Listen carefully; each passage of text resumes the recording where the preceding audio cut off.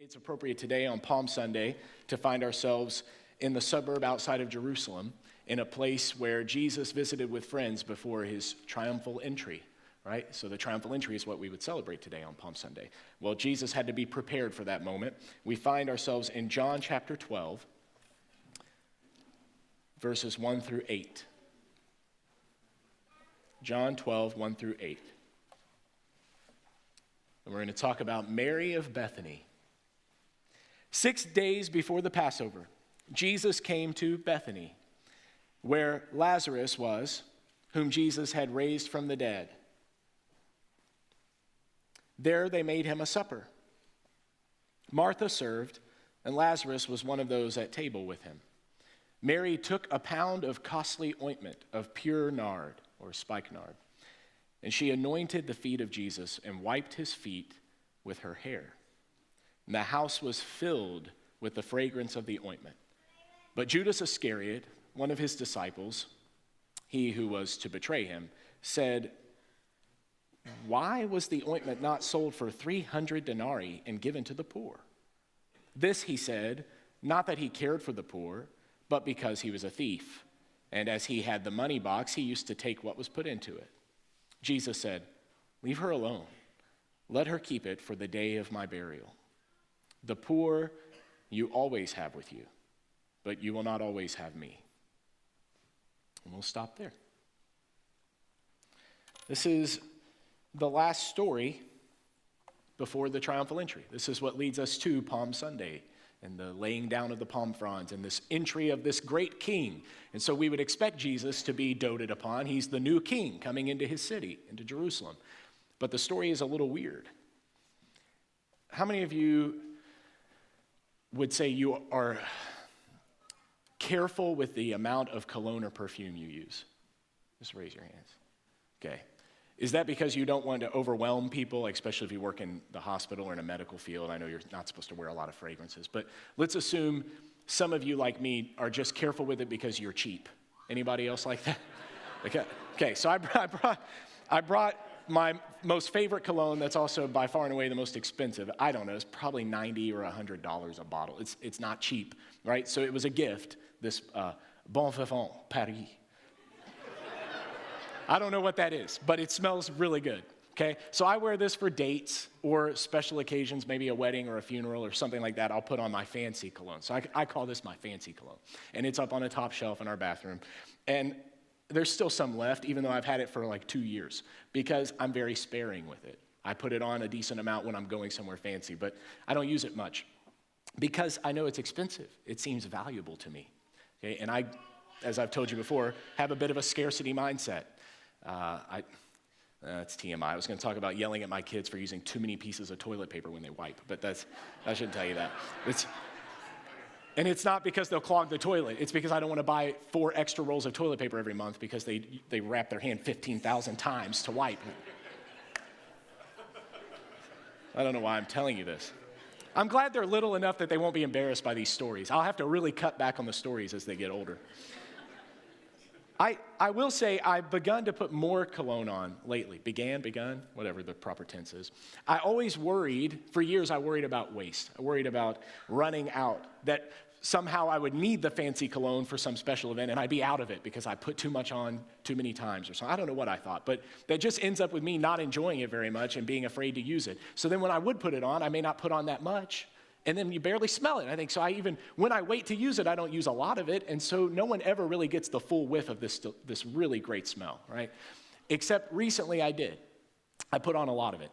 And that's because I was in Cincinnati for a wedding and I had packed some clothes and they smelled a little like a suitcase. So I put on extra cologne to make sure it smelled really good, okay?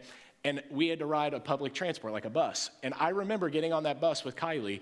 There were a lot of, just random city people that were traveling to work or traveling home or traveling to another street corner to smoke another cigarette. And whatever they were doing, the whole bus smelled like cigarette smoke. And it smelled dirty.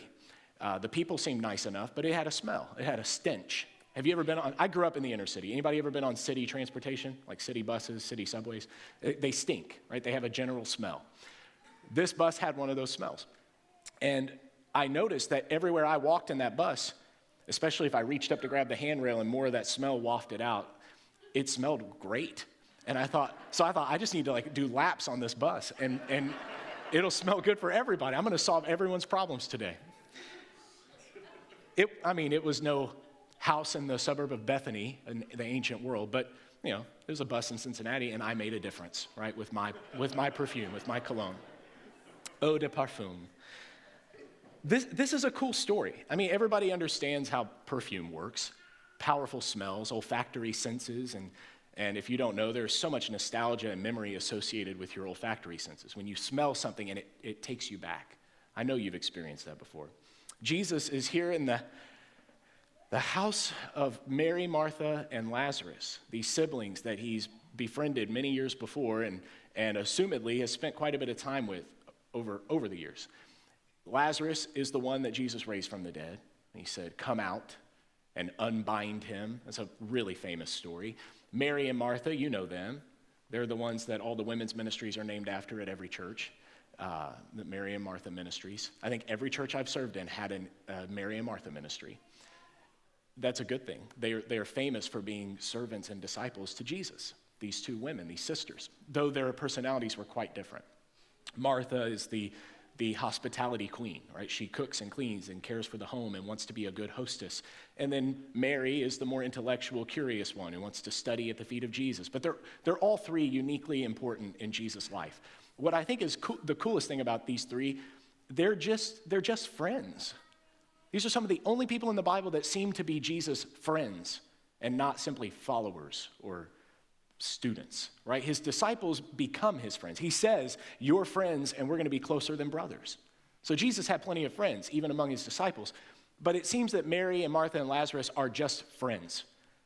Don't you have people like that in your life? That they're not coworkers, they're not related to you, but somehow, some way, you're just friends with them. Like you've just connected through the years, and they're important to you, even though there's no formal connection. You don't have to see them, but these are the people you choose to go see, that you want to meet up and have lunch with, that you call every now and then. These are Jesus' friends. I imagine it was hard for Jesus to just be himself at times.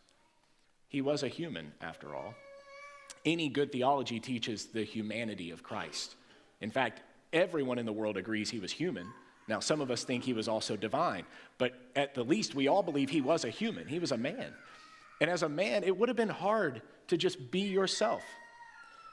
That, again, aren't we grateful to have babies in church? I really do love it. It just reminds me we have so many beautiful young families here. It's a blessing. So Jesus could just be himself with these people. And there's a lot of value in that. I wonder if you are connected to people like that in your life. Like, do you have people that you could be around and just be yourself? Like, let your guard down and just hang out with them. It's even better if that person is your spouse, as mine is. That's so great to just get to be yourself around a person. I hope you have that. If not, I hope you can at least be that to someone. Be someone that is a safe space, a non-judgmental presence where people can let their guard down. I wonder what my relationship with Jesus would be like if I tried harder to be his friend and tried a little less to serve him well, to be devoted as a follower or as a student. Much of my life, I've tried to be a good student to Jesus. I've tried to be a faithful follower of Jesus. I think those are important things for any Christian. But I guess until recently, I don't really stop and think, am I a friend with Jesus? Like, do we have a friendship? Or is he just my Lord? I think that's why he tried to tell his disciples, you're not just servants. You are my brothers. You're my friends. Servants, they don't even know what their masters are doing. They just do what they're told. But I've told you what we're doing here because you're part of it. You're my friends. There's this deep, deep sense of humanity in John's gospel with Jesus. Ironically, the gospel that makes Jesus the most deified. Out of the four, Matthew, Mark, Luke, and John is the most deified. Jesus is God. He's God. I am. The I am statements all over John. 7 of them. John wants you to know Jesus is God in the flesh, but he's also perhaps the most focused on Jesus' humanity, showing him as a normal guy, as someone who had friends and needed friends. I need Jesus to be my friend. I think that's what I'm saying.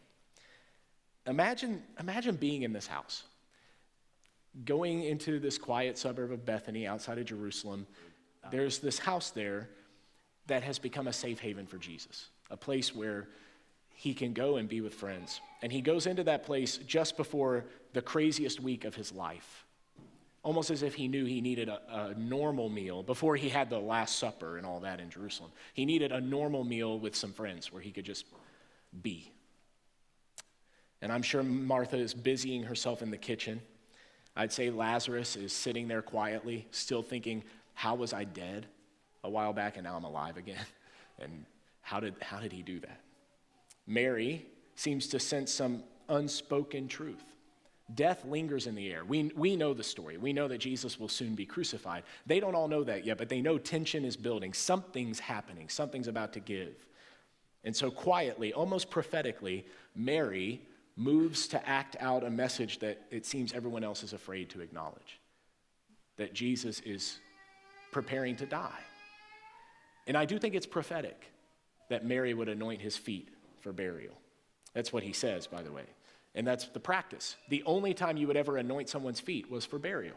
Now, you might anoint the head of a man if he were about to be a king or a priest. Then you would anoint his head. But you don't anoint the feet of anyone except a dead person. And so Mary anointing his feet is clearly a sign that he's being prepared to die, prepared for burial. It's heavy, and it's profoundly prophetic. This is not a coronation. It's an embalming ritual.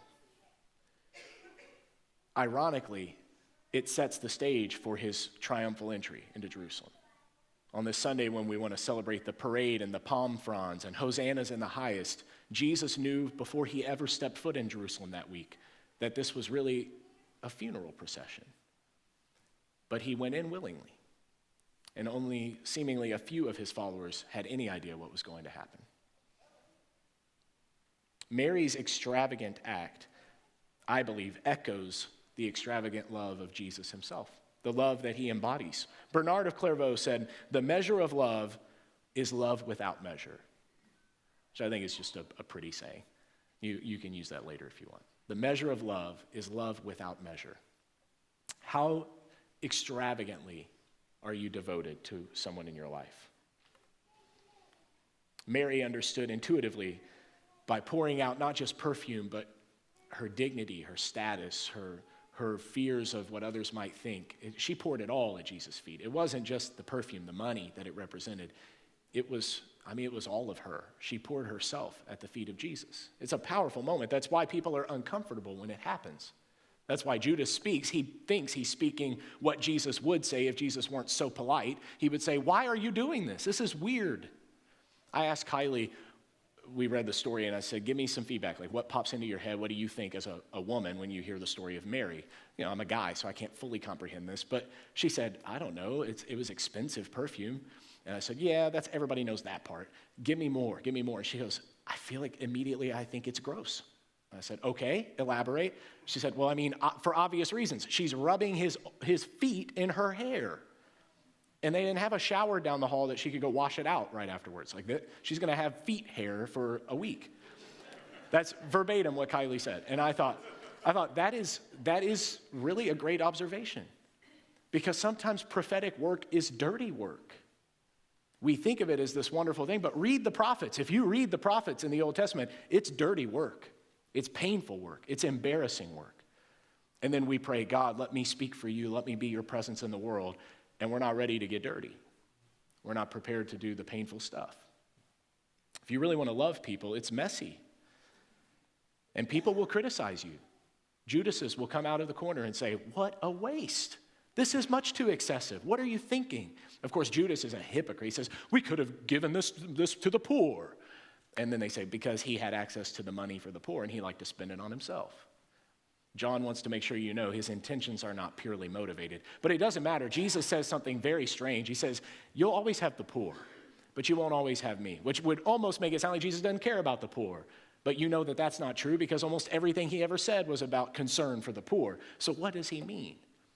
I think he means, as Barbara Brown Taylor put it so beautifully, the poor in the garden of God are sturdy perennials that will always be around for you to bless and care for and serve. They're in a town called the house of the poor. There will always be poor people. They know that. But Jesus, at this moment, is a freshly bloomed annual about to wither. So enjoy it while you can. This is for but a moment. And Jesus says, I'm not going to be with you much longer. As soon as I'm gone, you'll go help the poor all over again. But for right now, it's okay to focus on me. And I can't help but wonder if that's a lot of what I feel on Sunday mornings at church. This extravagant devotion. And I mean, at a very practical level, we all know people who say, oh, what a waste, what an excess. Why would you do that? We could have done this or we could have done that. There's always a could have, should have, would have. Why do we live that way? It's as if Jesus is trying to rewire our brains to say, quit thinking about what could have or would have or should have been done, and just think about what you could do in this moment to honor God or to bless your neighbor. And quit always complaining that something else should have been done. It's easy to do that. It's easy to do that. And yet Jesus thinks it's okay to dedicate your time and resources, at least every once in a while, to purely devotion toward him. I don't know specifically what that looks like for you. It could be spending time and money on things related to worship and not helping others. That might feel weird to you. It might seem, I should have used this money to help the poor. Well, if you help the poor, then it's okay to also spend money and time and things on devotion and worship and time with Jesus. If you take a little time every morning and have Bible reading and prayer and drink your coffee, you might think, I could have used that time to do a chore or to help the kids or whatever. Yeah, you could have, but it's also okay to give a little time just to God, just with you and God, to be devoted to him. I don't know, I should have thought of examples, but you can come up with examples where it would be easy to say I could have or should have and forsake your devotion to God. Most of the best things I've ever done in my life have seemed lavish or excessive. The ways in which I've shown particular love to my wife or my children or my family or some of my closest friends. My favorite memories of all those things are usually moments of excess. And I don't feel guilty about it. I don't regret the vacation we took when we could have spent that money on something else. I don't regret the time I spent with the kids when I could have been working on that project. Whatever it is. Devotion to the people you love doesn't need to be an either-or scenario. Think of it as a both and. Jesus would say, you will have the poor. It's not like I'm telling you to quit caring about them, but it's okay to take some time and just focus on me while I'm still here. You go home and think about what that looks like for you. I will say this story reminds me that every crowd has a naysayer and everybody's got an opinion. And so sometimes you just got to get over it. People are going to question you. People are going to criticize you. You will have Judases in your life, in every arena of your life. Just move on. Just be the bigger person. But this story also forces me to question intentions. Not just Judas' intention, which is pointed out to be false, but what about Mary's intention? The group around Jesus seemed to misunderstand what was happening. It could have been construed as some kind of erotic act or something extremely inappropriate. It certainly was socially unacceptable. Even if there was nothing erotic about it and it was purely just a weird thing, it was weird. It was weird enough that everyone would have been uncomfortable. It's easy to question someone's motives when they do something that seems weird or uncomfortable to you. And it's our instinct to judge people's motives. That's why I'm so glad that Jesus knows my intention. Sometimes I wish Jesus didn't know my intentions, because sometimes I look like I'm doing the right thing, but I'm not, or I'm not doing it for the right reasons. That's a catch-22. It's good that God knows the intention of my heart, and it's scary. Maybe you feel that sometimes. I'm glad when I mess up and people know I was trying, that I wanted to do the right thing. But I'm also scared that God knows when I'm doing things for the wrong reasons. I wonder how your devotion might shift if Jesus were the only member of your audience. Because I think that's how Mary felt in this room. I think in Mary's eyes, everyone else disappeared. And it was just her and Jesus. I don't think she could have acted this way unless she believed everyone else was gone. This is just her moment with Christ. How would you live differently if no one else was watching and it was just you and Jesus? Mother Teresa said, I don't pray for success. I simply ask for faithfulness. That's another good little quote you could tuck away. I don't pray for success. I ask for faithfulness. Meaning, it's not about whether or not I succeed by anybody's standard. What matters is that I am true in my intentions to God. Success is an afterthought. What matters is being faithful. What matters is the love, the devotion.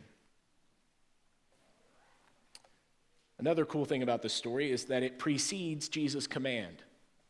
Jesus has not yet eaten the Last Supper. He's not yet washed the disciples' feet. He's not told them, you need to go and do this for one another. No one has washed any feet at this point. And Mary, before even receiving the command, preemptively washes Jesus' feet and prepares him for this burial. The same word is used in John's gospel. It's the koine Greek word for wiping. It says that she wiped his feet with her hair. Later, when Jesus gathers his friends in the upper room for that Last Supper, it says that he took the basin and the washcloth and he knelt down and he wiped their feet. It's the same verb. And I think that's on purpose. Because I think what Mary prefigured here, Jesus fulfills for his friends, and then he commands us to go and do likewise. Mary is not just a prophet in the moment. She offers a prophetic witness for all time. This is the work of the church, to bless those in a world who are dying, a world that is dying, right? Those in it are dying, and the world itself is dying. And God is a God of resurrection and life, and so we bless, and we help, and we show that devotion. There's a hope within this action. Only someone with deep and sincere hope in God would wash the feet of a rabbi who's about to die with the most expensive possession they own and embarrass themselves in front of all the people they know, their family and closest friends, and seem to feel no remorse for it or fear about it at all. Only someone with deep and sincere hope could do this. Mary exemplifies that kind of hope. She believes something about Jesus that others maybe don't yet believe. It's amazing. She's really an example for us to follow. I think the central truth that Mary understood, that I want you to understand, especially at this Easter season, is that in the economy of God, love is boundless, abundant, and extravagant. In the economy of God, every good thing, frankly, is abundant and boundless and extravagant. Just as Mary poured out every precious drop of perfume, the spikenard, which the best guess we have is something between like mint and ginseng. It's like a potent kind of herbal smell, but very, very nice, a very nice, pleasant smell. Having poured out every drop, Jesus would soon pour out his life without reservation. Mary was beginning to see the picture of what Jesus had come to do, to be extravagantly devoted to those he loves. If we think the 300 denarii, which a denarii or a denarius individually is about a day's wage, so 300 denarii is 300 days of work, okay? So a full year of working, basically. If we think a year's wages is a waste to just pour it out, how much more than the blood of God's one-of-a-kind Son, innocent blood poured out on the cross? It's a prefiguring of seemingly a much greater waste. But Jesus and Mary understand something we struggle to believe, that in God's economy, nothing is wasted. Not when it's given in love, not when it's done with devotion to God. It's not a waste. Jesus' blood was not wasted. Mary's perfume is not wasted. There's no reason to fear running out of nard or of life or of any good thing in the economy of God. Where God is concerned, there is always more than you could ever ask or imagine. I wonder if you believe that. Some of you in your life live with fear and scarcity. You are always afraid things are going to run out. The reason I don't use enough cologne, because it's stupid stuff, but big stuff in my life, it's the same way. I'm afraid it's going to run out. I'm afraid there's not enough. I'm afraid it'll seem wasteful, or others will judge me for it, or I will regret it later and think I used too much or wasted too much or whatever. It's this fear of waste, this scarcity, this belief that there's only so much and then it's going to run out. It keeps me from living the way God intended. And so Jesus says, in my world, in my kingdom, there's never waste and nothing runs out, not anything good. There is always more. Paul said that to the early church. He said, for God can do more than you would ever ask him to do, or you could even imagine that God could do. The kind of God we serve is a God of extravagance and abundance. But our fear hinders our devotion to God, because somewhere inside of us is a fear that that's not really true. Do you believe that in God's economy there is no waste? that love is never wasted, that devotion is never wasted? Do you believe that in God's kingdom there is always more, that you will never run out of anything good? Mary's lavish gesture challenges our cautious, calculating selves. We want to figure out what we can afford to give to God. What can we really sacrifice without much reservation? What can we afford to let go of that's not really going to make a dent, that's not going to cause us to worry about the future? We live, if we're like Mary, beyond fear and scarcity. We trust fully in God's abundance. Now, I will admit Kylie does not struggle as much as me with scarcity mindset. I'm not trying to imply she's wasteful. But I will say, she used to wear Marc Jacobs Daisy Oh So Fresh. It's really nice perfume, and it's really floral and pretty smelling. Can something smell pretty? I don't know. It smells good. She would put a lot of it on before we would go on dates. Like, I smelled her the whole night, and I always wonder, like, she probably only smell me for like 5 seconds, and then it wears off because I did one little squirt. You know what?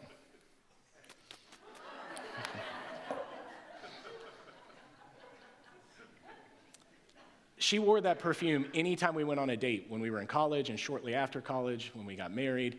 And so early on, I have all these like really fond memories of fun times with her, and she smelled great.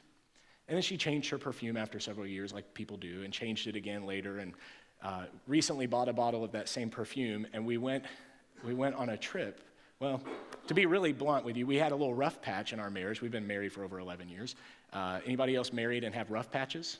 Yeah, welcome to the club. So we had one of those rough patches where things were not going great, and I said, we have this opportunity to spend a weekend together without the kids, leave them with the grandparents.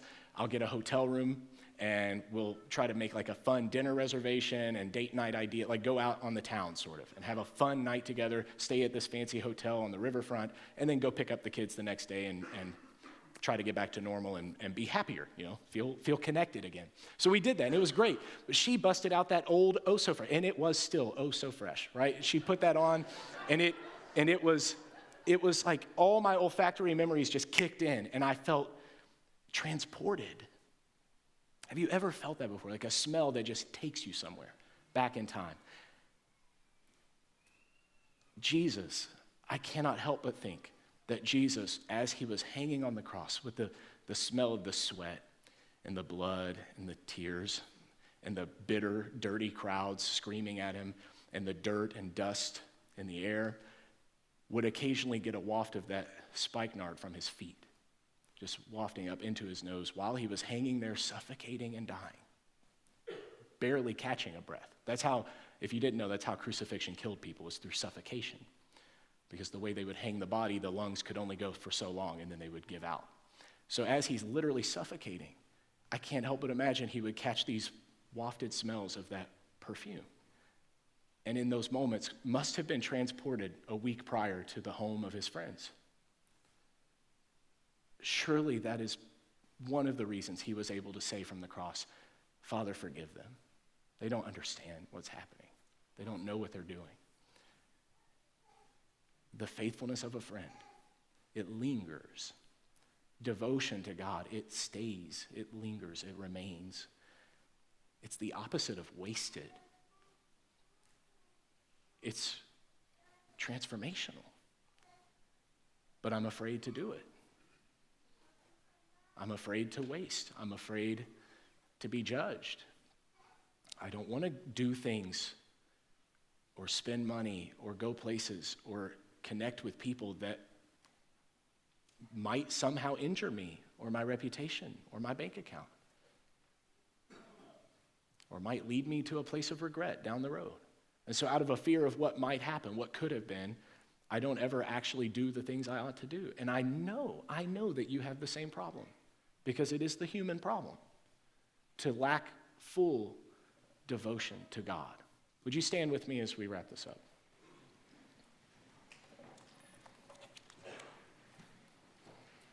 The story of Mary of Bethany is a simple story. Smell good, right? Mary of Bethany is It's not a complicated tale. I mean, there's a few little details in there we could parse out and some cool Greek word studies and all that stuff. But, I mean, it's not meant to be complicated. That story is told to be a simple tale of a woman who was extravagantly devoted to her Lord, to her friend, who cared so little about her reputation, her bank account, or really anything about her at all. She just didn't care about herself anymore. All she cared about was showing love to Jesus because she knew this might be her last chance. What if you loved all the people in your life as if they might die this week? Because that's the point John is making. That's literally the end of the story, as Jesus says, you'll have the poor with you, but I'm about to leave. And what he meant was, he's about to die. He's about to be executed. What if every person in your life you love and care about was going to be executed this week? How differently would you treat them? How differently would you love them? How much more would you give in love for them? We don't think like that, except perhaps when a person we love is diagnosed with a terminal illness or some horrific accident. And then all of a sudden people show up and show out. It's like there no holds barred. There's no limit to what I will do, how many nights I'll stay awake in the hospital with you, how much money I will spend on a treatment plan or whatever, because you are someone I love and I can't lose you. The problem is we don't think of people that way until they're in that position. Mary saw Jesus that way before he entered triumphantly into Jerusalem. She saw Jesus as a dying man before he was pronounced guilty, although he was innocent, and before he was hanging on a cross. She loved him as if it was her last chance to love him. I guess I'm just asking myself as much as I'm asking you, what difference it would make in my life if I loved Jesus, if I loved my spouse, my children, my family and friends and coworkers, if I loved my neighbors, the people around me, as if this were my last chance to show them my love. That, I don't think it would be wasteful. I think it would change the world. I think it would be transformational. I'm just too afraid to actually do it. Would you pray with me?